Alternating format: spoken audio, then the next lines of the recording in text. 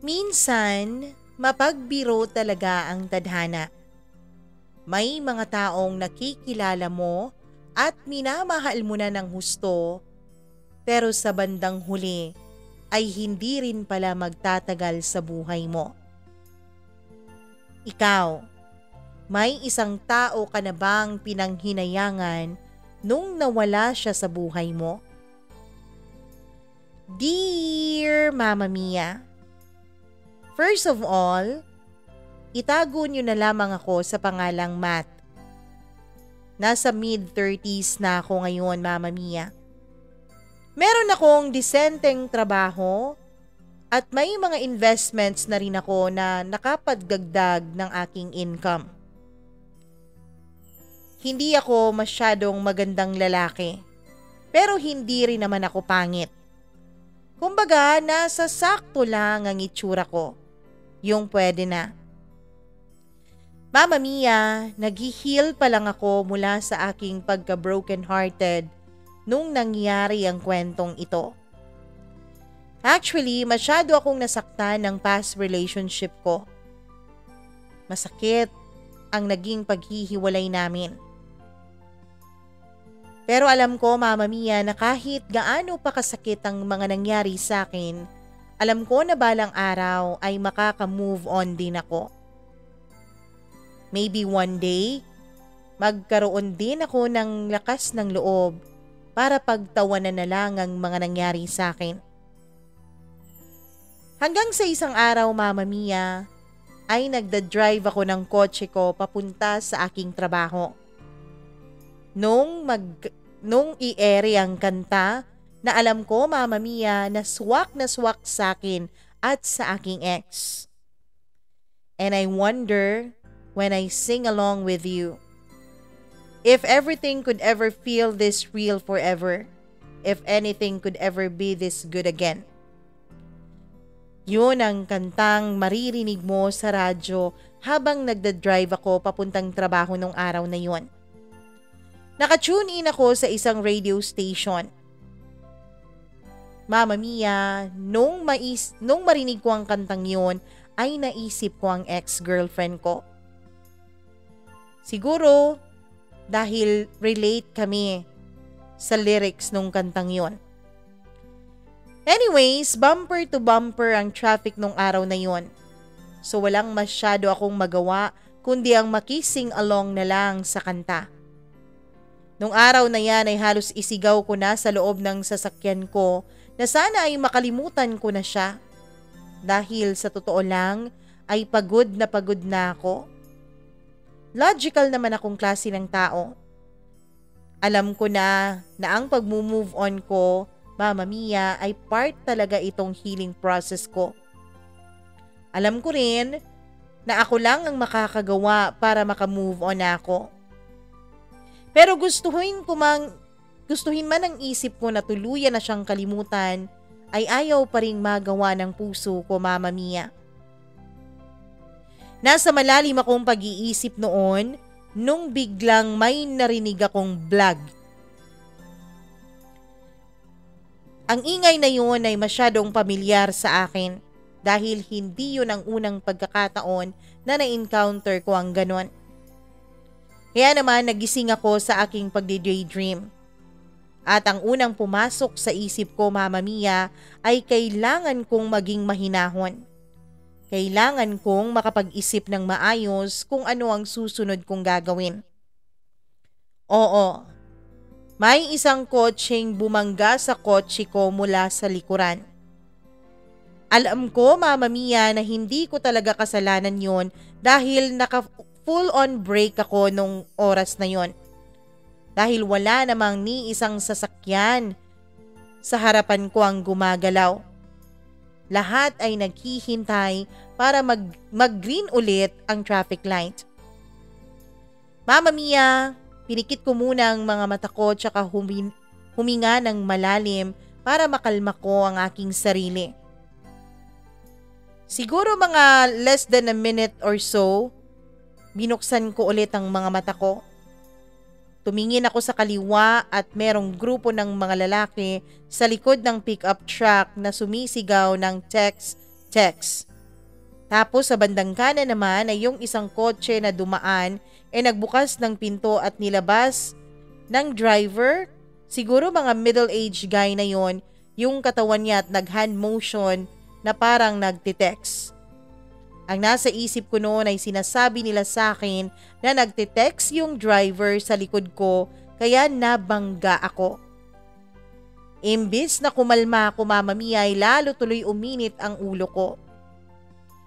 Kaya naman tinanggal ko ang seatbelt ko Mama Mia at nag-check ako sa side mirror kung safe ba na buksan ko ang pinto ko. Paglabas ko ay tiningnan ko muna yung pagkakabangga. Base sa nakita ko ay wala namang nayupi pero talagang nakadikit yung nguso ng kotse niya dun sa likod ng sasakyan ko. I took some pictures of it para may proof ako. Parehong SUV yung sasakyan namin pero hindi na ako magbibigay ng specific details sa aming mga sasakyan Mama Mia. Yung lugar din ng aksidente ay hindi ko nababanggitin. Ganito ang magiging tema ng kwento ko Mama Mia. As much as possible ay ayaw kong magbanggit ng mga specific details nang sa ganon ay walang makakilala sa aming pareho.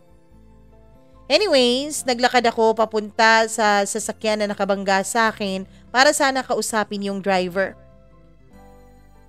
At nung palapit na ako ng palapit sa sasakyan ay bumagba ng dahan-dahan ang window sa driver's side Mama Mia. Hanggang sa tuluyan na itong maibaba ng driver. And there she was. May suot siya na black face mask which Mama Mia obvious yung rason. Pandemic. Tapos nakakover pa ang half sa kanyang face dahil sa face mask na yon. Sa totoo lang, ang naisip ko kaagad noon ay tingnan kung may kasama pa siya sa sasakyan kasi kung magkainitan ng ulo alam ko kung ilan ang kalaban ko. Pero siya lang ang nasa loob. Miss, anong nangyari? Tinanong ko siya sa kalmadong paraan. Pasensya na po kayo, kasalanan ko naman po. So, anong gagawin natin ngayon? Sabi nung mga tao, nagte-text ka daw kaya ka bumangga. Sabi ko sa kanya. Baka pwede po nating pag-usapan na lang sir kung paano to ayusin. Well, okay lang naman sa akin. Kaya lang, kailangan ko munang makita yung damage sa likod ko bago ko ma-estimate yung cost. At least, Mama Mia, aminado naman siya na siyang may kasalanan. Kaya naman medyo nawala na rin ang tensyon at ang galit na nararamdaman ko. Tiningnan ko ang paligid Mama Mia to check kung meron bang police officer o any traffic enforcer nearby. Luckily, Mama Mia, may mga grupo ng enforcers sa other side of the road. I motioned to them to come and help us with the accident. Tinulungan kami ni Kuya Enforcer para maigilid yung mga sasakyan namin kasi siksikan na talaga sa sobrang traffic. Pinahinto muna niya yung iba para magkatabi kami. Nakakuha na naman ako ng images so may proof na ako na nabangga talaga ako. Pagkatabi ko ng sasakyan ay bumaba agad ako para i-check yung damage ng bangga. May konting gasgas sa pinto sa likod at may gasgas din yung rear bumper ng sasakyan. Hindi malalim pero natuklap yung pintura doon sa tinamaan. Bale, 2 panels ang kailangan kong ipaayos. Sir, patingin po ng lisensya.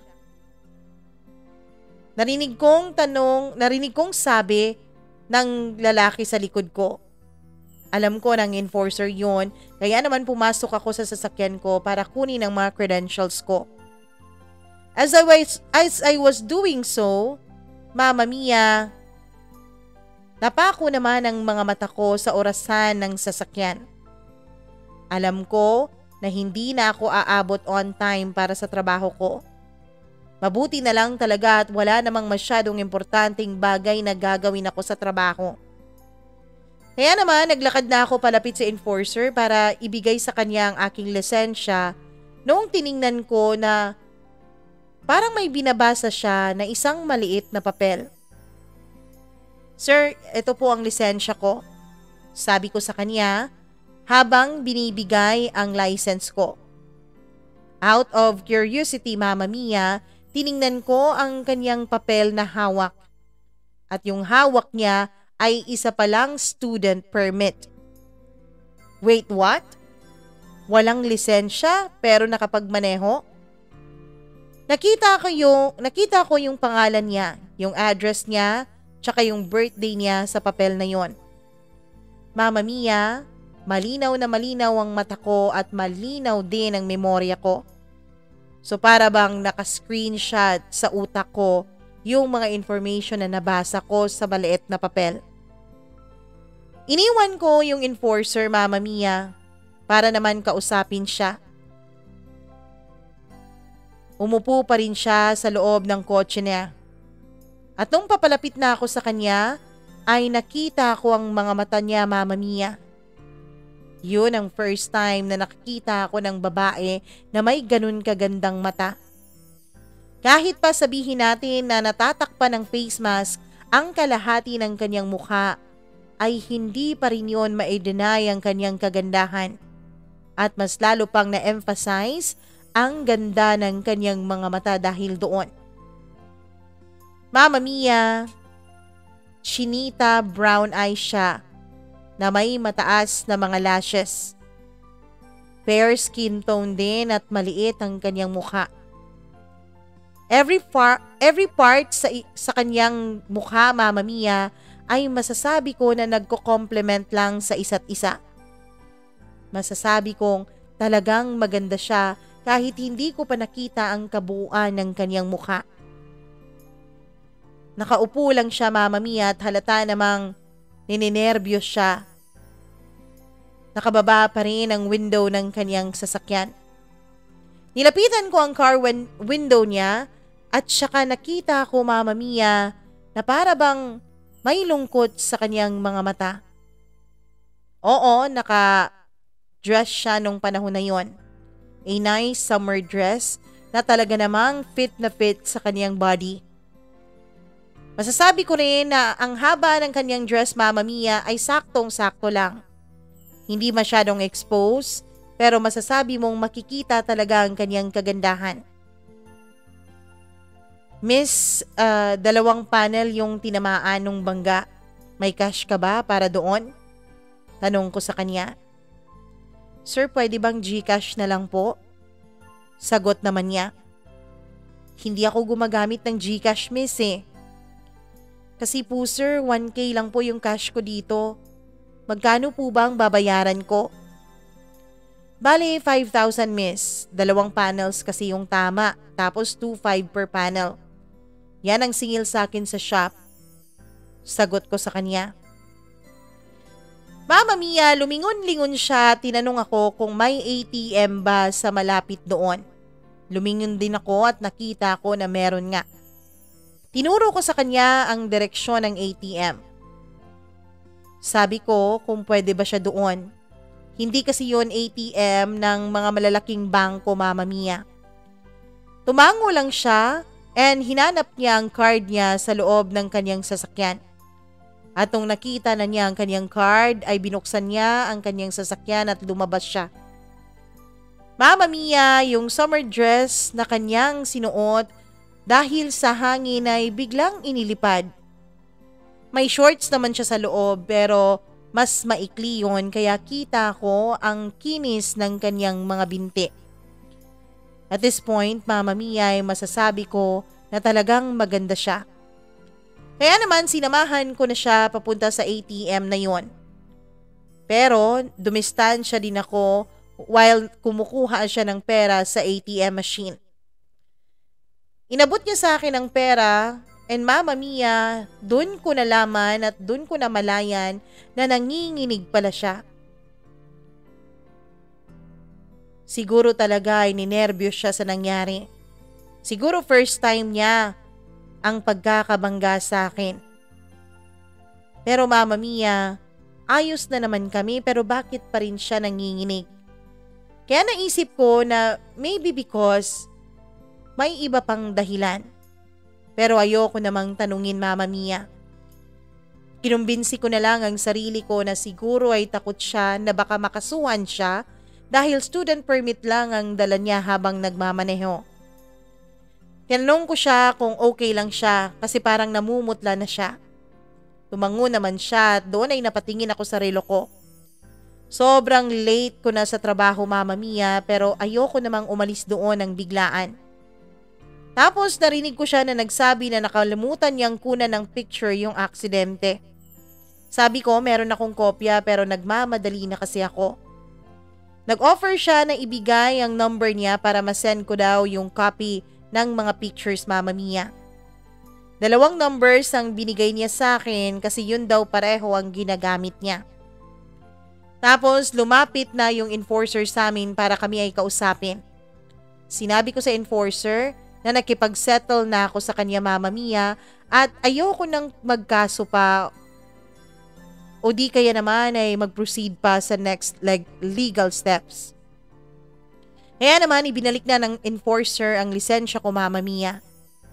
Kinumbinsi ko rin ang enforcer na sana ay patawarin niya yung babae regarding sa student permit issue. Kasi kitang-kita naman na takot talaga siya nung moment na yon. Lastly, bago ako umalis, sinabi ko sa kanya, Mama Mia, na isisend ko sa kanya yung mga pictures by the end of the day. Pagkatapos noon ay bumalik na ako sa sasakyan ko at pumasok sa trabaho. The rest of the day was work, which means very time demanding but extremely boring. At nung makauwi na ako, Mama Mia, ay talagang pagod na pagod ako. Nung nakapark na ako sa garahe namin ay nakita ko na naman yung chip of paint from the accident. Tapos yun ang nag-remind sa akin na kailangan ko palang isend sa babaeng yun ang mga images na nakuha ko sa aksidente. Inisip ko pa kung papaano ko isisend yung images na yun kasi hindi ko matandaan kung ano yung app na sinabi niya na ginagamit niya. Sinubukan ko na lang sa Viber. Inattach ko yung 5 pictures na nakuha ko. Nag-attach din ako ng message. Hi, ako yung kanina sa aksidente. Pagkatapos noon ay kumain na muna ako ng dinner at nag-catch up sa current events tsaka ako muling tiningnan ng cellphone ko. May 2 messages na mula sa Viber. Hello, pasensya na talaga ulit, sir. Nireplyan ko na lang na aksidente lang naman yon. Ingat ka na lang sa susunod. Di naman bawal mag-text basta walang maaksidente. Sabi ko sa kanya. Muli siyang nag-reply, Mama Mia, at nagpasalamat at humingi ulit ng pasensya. Naiinis na ako sa paggamit niya ng salitang po. Baka akala niya ay matanda na ako, hindi naman magkalayo ang edad naming dalawa. Alam ko yun dahil nakita ko nga sa permit niya ang kanyang birthday. At kahit alam ko na yung full name niya, Mama Mia, dahil din sa kagustuhan ko na matuloy ang usapan namin, ay tinanong ko pa rin sa kanya yung pangalan niya. Sorry pero hindi ko nakuha yung pangalan mo. Mama Mia, hindi ko na rin sinara pa yung Viber kung saan kami nag-uusap at hinantay ko na lang ang kanyang sagot sa aking tanong. Itago na lang natin siya sa pangalang Ella, Mama Mia. Pero mas maganda pa sa Ella ang totoo niyang pangalan. Ayoko lang banggitin dito. Binanggit ko rin sa kanya na parang bago ang kanyang sasakyan. Ang sabi niya wala pa raw 1 year mula nung mabili niya ang sasakyan niya na yun. Sinabi ko sa kanya, Mama Mia, kung anong nangyari doon sa enforcer at sa student permit issue nila. May palakip pa akong hahaha ang chismoso ko, no? Pero sumagot naman siya, Mama Mia, dapat daw ay impound daw ang kanyang sasakyan dahil nagda-drive siya ng walang driver's license. Pero ang sabi niya, in-explain niya raw na emergency yung nature kaya pinalusot raw siya nung enforcer. Sabi niya, usually daw yung partner naman daw niya ang nagda-drive. Aray, Kahit kakakilala pa lang namin ay parang nasaktan na agad ako na wala akong chance sa kanya dahil may partner na siya. Hindi ko alam kung paano sasagutin yon, Mama Mia. Nasabi ko na lang na okay, buti naman. If you need anything else, just let me know. Mama Mia, ang good thing about neutral responses ay dahil kahit hindi naman talaga siya interesado na makipag-usap, ay pwede siyang mag-open ng panibagong topic. O di kaya naman ay pwede niyang i-continue kung ano yung topic namin kanina. Kaya naman, dahil na-share ko na sa kanya ang mga pictures, ay wala na talagang rason para i-continue pa ang pag-exchange namin ng usapan. Pinigilan ko na rin ang sarili ko na mag-start pa ng bagong topic dahil nire-respeto ko naman yung relationship niya. Baka kasi yun yung mas mahinahon niya na paraan para sabihin sa akin na hanggang dun lang ang usapan namin. At ganun na nga ang nangyari. Nakatulog na ako na nakatitig sa screen ng cellphone ko at nag-aantay ng message na hindi naman dumating. Next day, nung magising ako, Mama Mia, ay nag-coffee agad ako. Pero habang nagkakape ay pumasok sa isipan ko si Ella. That was the first time since my previous relationship ended na hindi si ex ang nasa isip ko pagkagising. May something kay Ella na parang gusto ko pa siyang makilala. Nakaka-curious siya, Mama Mia. Alam ko yung full name niya kaya sinearch ko siya sa Google. Dahil napaka-unique ng kanyang real name ay nakita ko agad doon sa search hits kung ano ang dapat tingnan. Maayos na educational background. Nag-aral siya sa isa sa pinakamagandang universidad. May disente siyang trabaho as a fashion designer at freelance events coordinator. Kaya pala magaling siyang manamit. Alam ko na siya yun kasi may picture din niya doon sa site na nakita ko.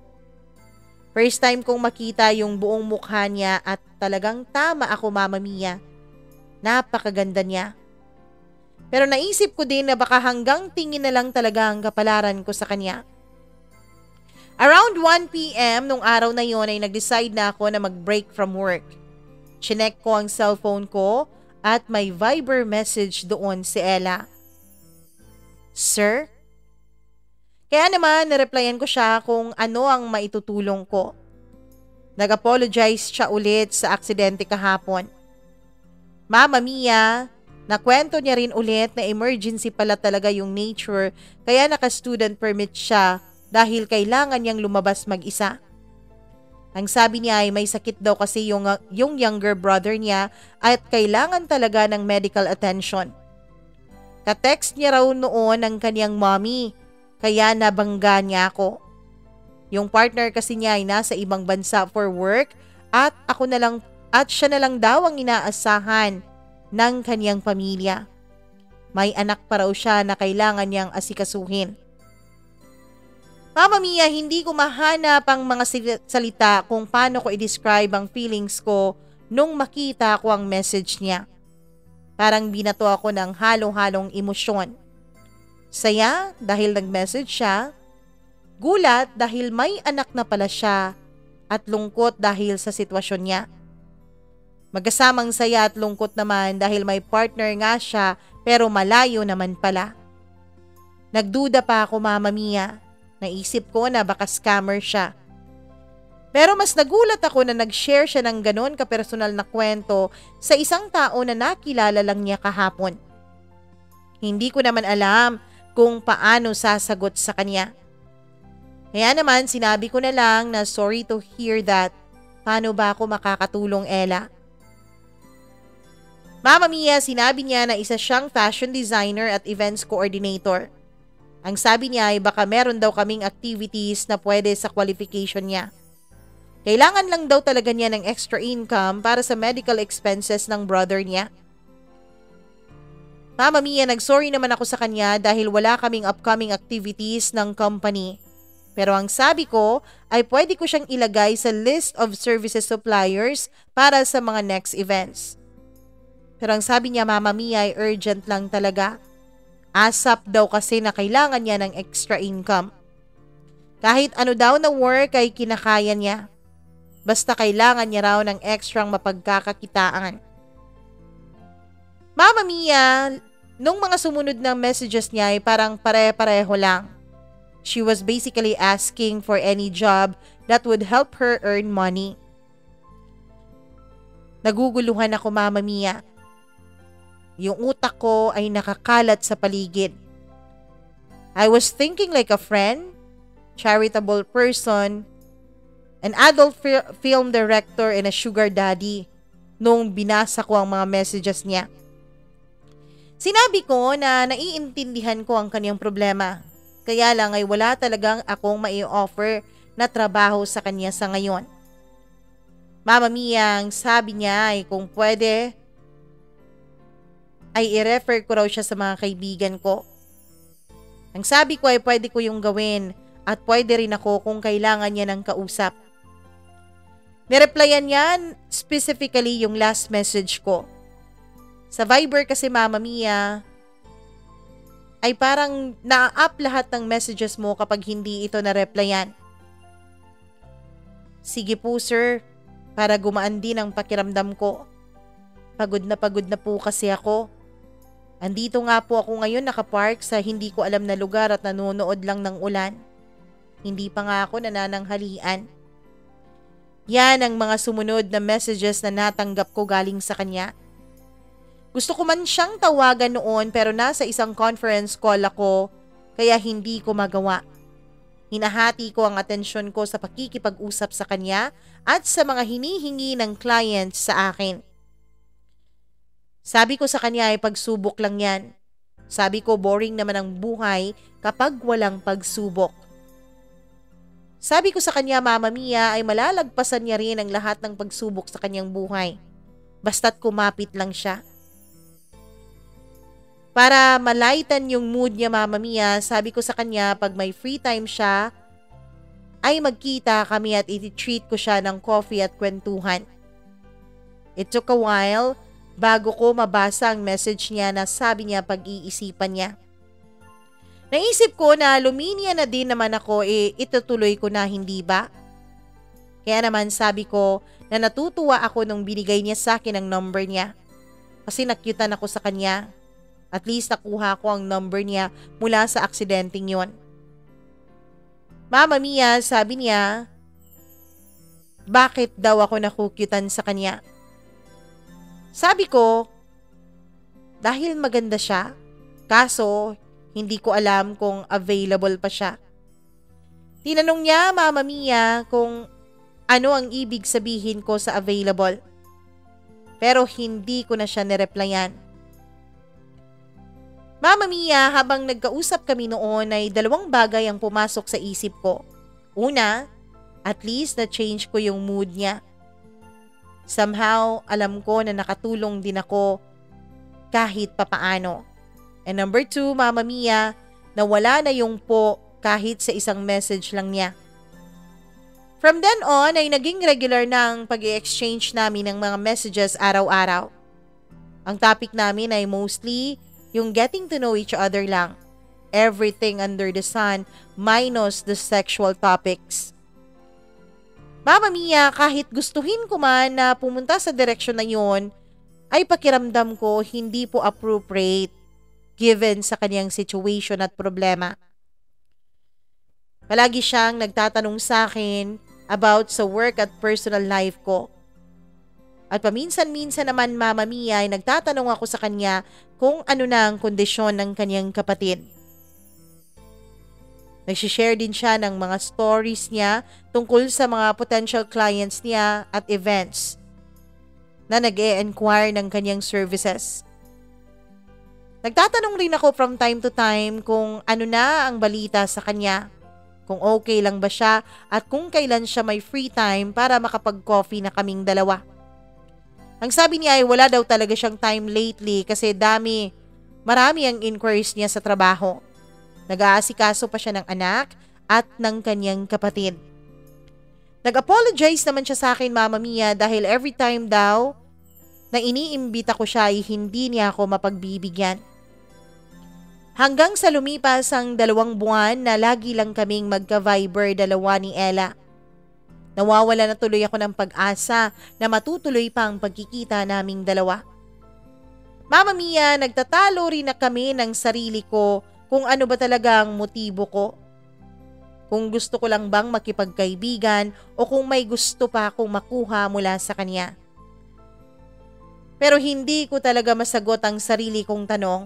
Kaya bahala na muna kung saan man ako madala ng panahon. Sabi ko, harmless naman ang pag-i-exchange namin ng messages. At least, Mama Mia, dahil sa kanya, ay nakakalimutan ko kahit paunti-unti ang pag-iisip sa ex-girlfriend ko. Maybe somehow, dumating lang si Ella sa buhay ko para ma-distract ako at matulungan akong makapag-move on mula sa sakit na naramdaman ko sa paghihiwalay namin ng ex ko. Kaya kahit naman wala kaming pag-asang dalawa ni Ella, ay magiging masaya na ako kapag tuluyan na akong makamove on mula sa ex ko. Isang araw, Mama Mia, 11:00 na ng umaga nang makareceive ako ng text mula kay Ella. Sabi niya pupunta raw siya to meet with a client. I said good luck and tinanong ko siya kung siya ba ang nagdadrive. I even reminded her na hindi mag-text kapag nagdadrive. Ang sabi niya, Mama Mia, hindi raw siya nag-drive dahil wala siyang kasama kaya magko-commute na lang siya. Nabasa ko ang message niya pero hindi na ako nag-reply kasi nasa middle ako ng trabaho. Sabi ko ay mamaya ko na lang siya re-replyan. Nung patapos na ang trabaho, Mama Mia, ay may na-receive akong text mula sa kanya. Favor naman pwede bang pasundo? Nag-reply ako kaagad kung okay lang ba siya at kung nasaan siya. Hindi na ako nakapag-antay ng kaniyang sagot kaya tinawagan ko na siya agad. Nalaman ko na nasa isang mall pala siya at katatapos lang ng meeting niya. Hindi raw naging successful yung bid niya at medyo down raw ang kaniyang pakiramdam. Sinabi din niya na sinubukan na niyang pumara ng taxi para mag-book pero hindi siya hinihintuan ng mga taxi na yon. At ang sabi niya, Mama Mia, ay sinubukan niya raw ang mga apps pero wala raw tumatanggap na booking sa kanya. Sa isip ko, Mama Mia, ay sobra naman kung wala talagang tumanggap. Baka excuse niya lang yun. Kasi sa tingin ko naman ay hindi pa naman yun rush hour. Pero Mama Mia, lolokohin ko pa ba ang sarili ko? Ang tagal ko nang inantay ang opportunity na to para makita ko siya ulit. Sabi ko, saglit lang dahil nasa work ako at i-check ko muna yung rest of the day schedule ko. Binaba ko na muna yung call namin pagkatapos noon. Isa na lang ang problema ko. Kailangan kong umattend ng isang importanteng call hanggang 2 p.m. Paano ko siya magagawang pag-intayin ng konti? Nag-message ako sa kanya. Pwede naman kitang sunduin pero may bayad ha? Ano? 5K na naman ba yan? Tanong niya. Tumawa ako at ang sabi ko hindi. Isang kiss lang ay okay na ako. Mama Mia, akala ko nga ay magagalit siya pero tumawa lang din siya at ang sabi niya ako raw ang may utang sa kanya. Akala niya raw ay ititreat ko siya bakit ngayon ay parang pinagbabayad ko siya. Ang sabi ko naman ay coffee at kwento lang ang utang ko. Wala naman sa usapan namin yung susunduin ko siya. Habang nag-exchange kami ng message, Mama Mia, ay pinupush ko na yung mga meetings and appointment ko sa ibang araw. Yung importanteng meeting ko na nag-start na, Mama Mia, ay hindi ko lang talaga maiwanan sa ngayon. Nagdadasal na lang ako noon na sana ay matapos kami ng maaga. Hindi nga ako nakikinig sa meeting na yon. Sabi ko ay babasahin ko na lang yung minutes of the meeting pagkatapos. Pwede ko ring tingnan at basahin ang mga emails ko galing sa phone ko. Habang nagbi-meeting, Mama Mia, ay patuloy pa rin kami ni Ella sa pag-exchange ng mga messages. Sabi niya ang daya ko raw at nagugutom na raw siya. Sabi niya gusto niya raw kumain. Sabi ko antayin niya ako dahil magla-lunch muna kaming dalawa. Mama Mia, tinanong ko siya kung ito lang ba ang araw na magla-lunch kami.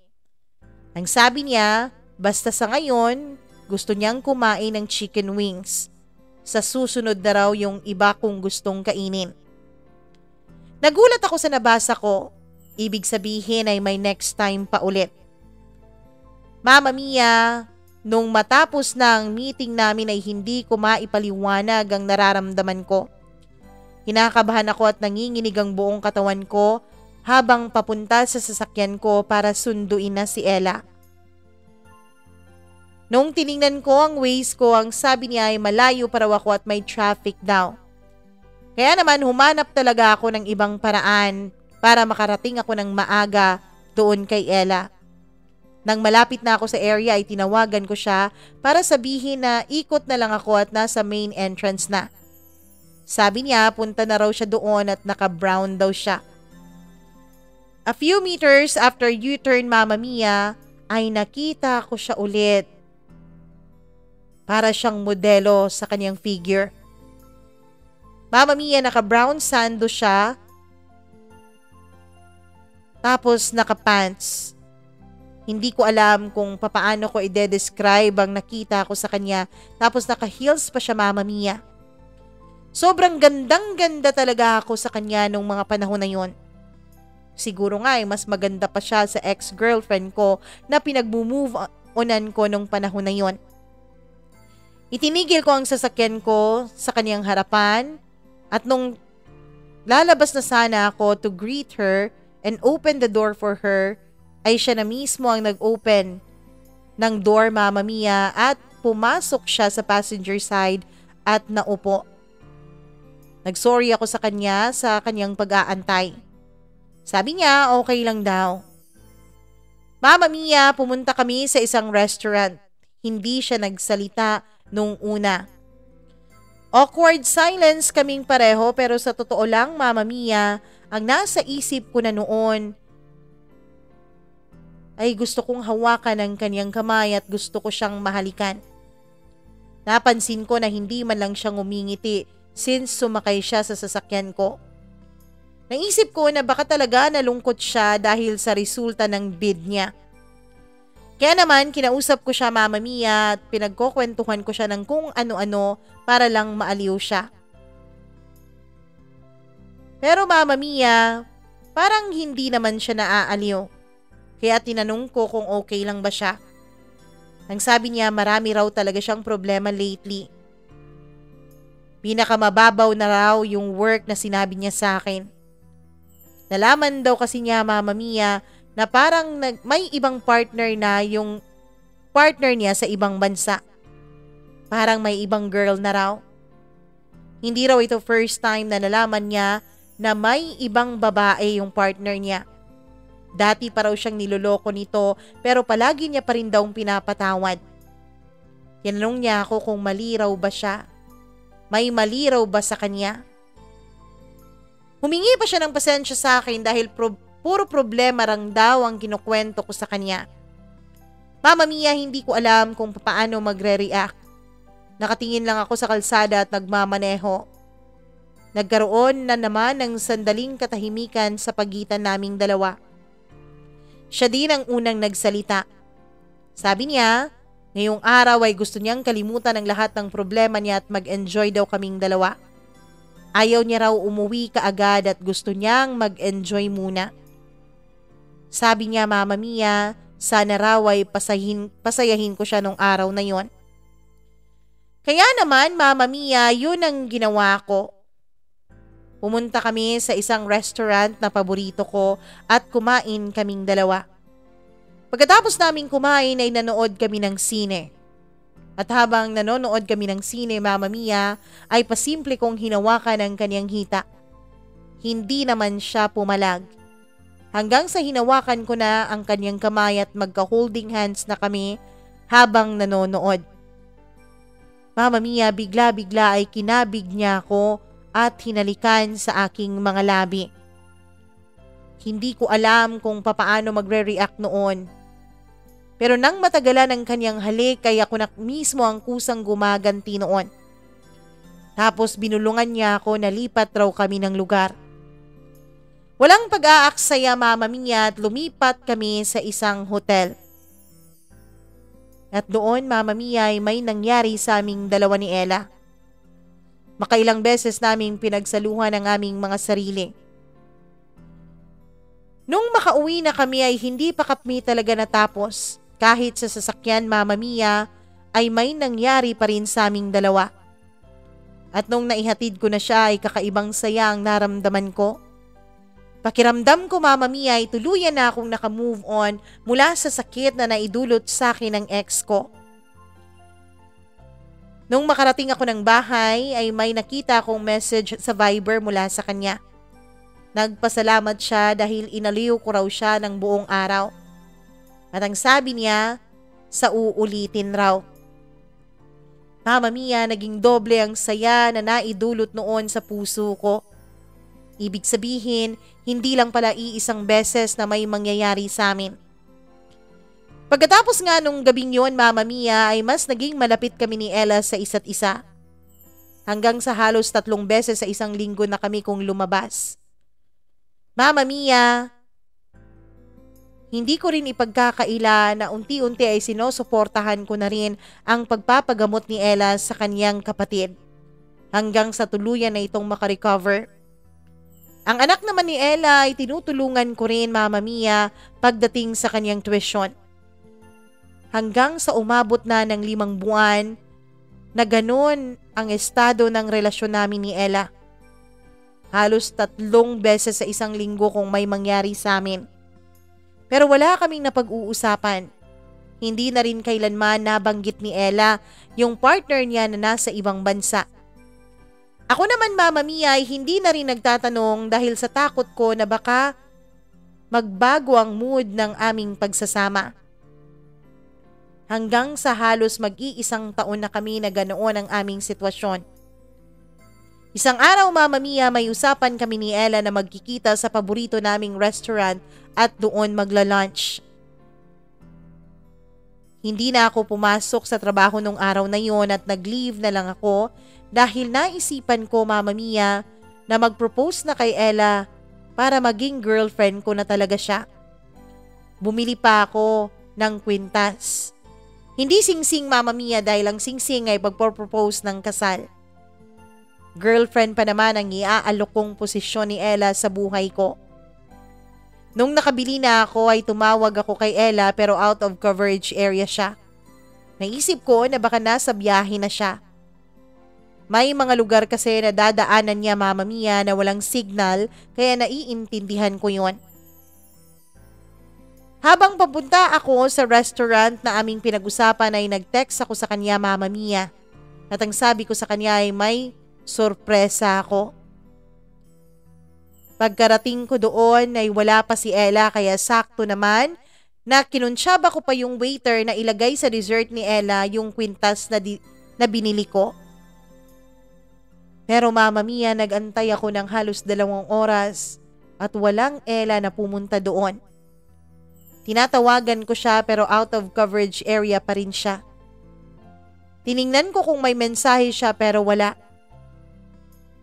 Hanggang sa mag-aalas 2 na ng hapon pero wala pa rin siya.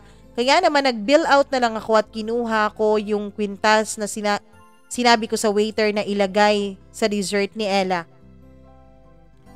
Mama Mia, pagka-uwi ko ng bahay ay hindi na ako nag-on pa ng kahit na anong ilaw. Dahil kahit anong dilim ng paligid ko, parang mas madilim pa rin ang nararamdaman ko. Nahiga ako sa kama. Hindi ko alam kung bakit pero bigla na lang akong naluha. Mama Mia, naramdaman ko na parang hindi ko na ulit makikita pa si Ella.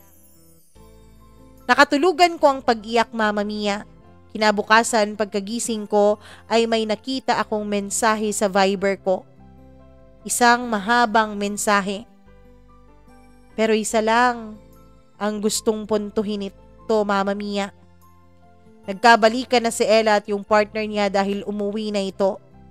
Ang sabi ni Ella ay uuwi na raw sila sa probinsya at doon magsisimula ng panibagong buhay. Ang sabi niya ay magpapakasal na rin daw sila sa susunod na buwan.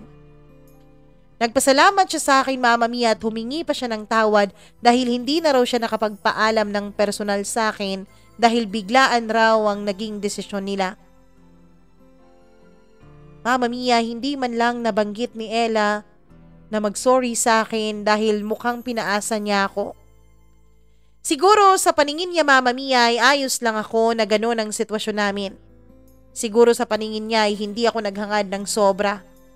Siguro sa tingin niya ay hindi ko siya minahal. Siguro nga ay hindi ko naiparamdam sa kanya ang pagmamahal ko kaya naging ganon. Kaya naging baliwala na lang sa kanya ang lahat. Nung tinawagan ko siya at nag-ring ang number niya, Mama Mia, ay agad rin itong kinancel. Tapos nakareceive ulit ako ng isa pang message. Wag ko na raw siyang tatawagan dahil mag-iiba na raw siya ng numero para pare-pareho na kaming maging maayos ang mga buhay.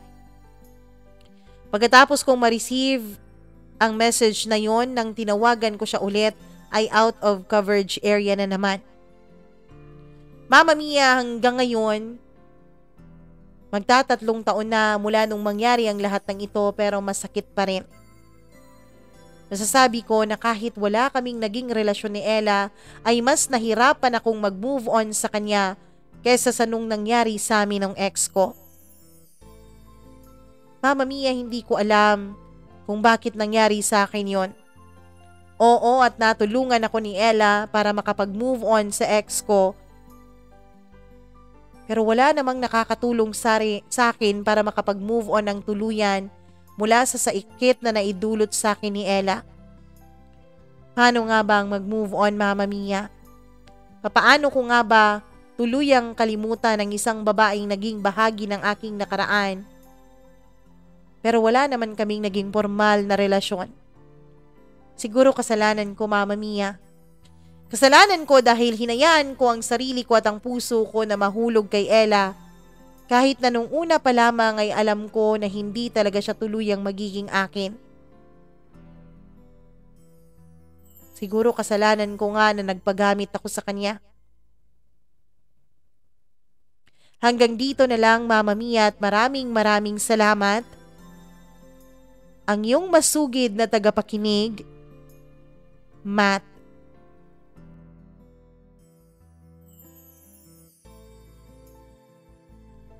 Matt, hindi ko alam kung talagang kasalanan mo. Siguro nga may parte sa kwento mo na masasabi kong bakit hindi mo sinabi kay Ella ang nararamdaman mo.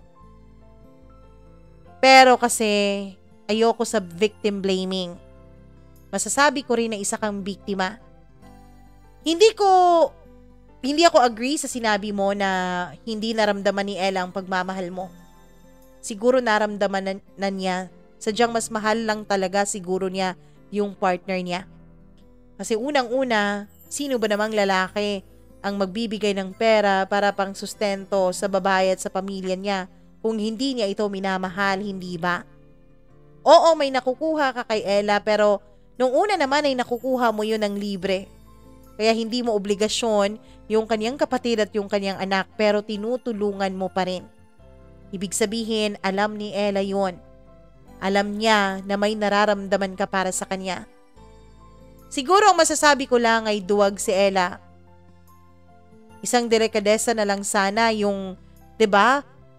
Hinarap ka niya tapos nagpaalam siya sa iyo ng personal pero hindi niya nagawa. Matt, may makikilala ka pang babae na deserving sa pagmamahal mo. Ang pakiusap ko ay huwag mo lang isara ang puso mo.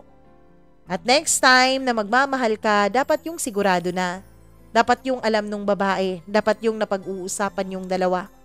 Hindi yung magmamahal ka ng lihim, tapos kung kailan hulog ka na, tsaka mo pa sasabihin, at dun mo pa pala malalaman na hindi pala ikaw ang tunay niyang minamahal.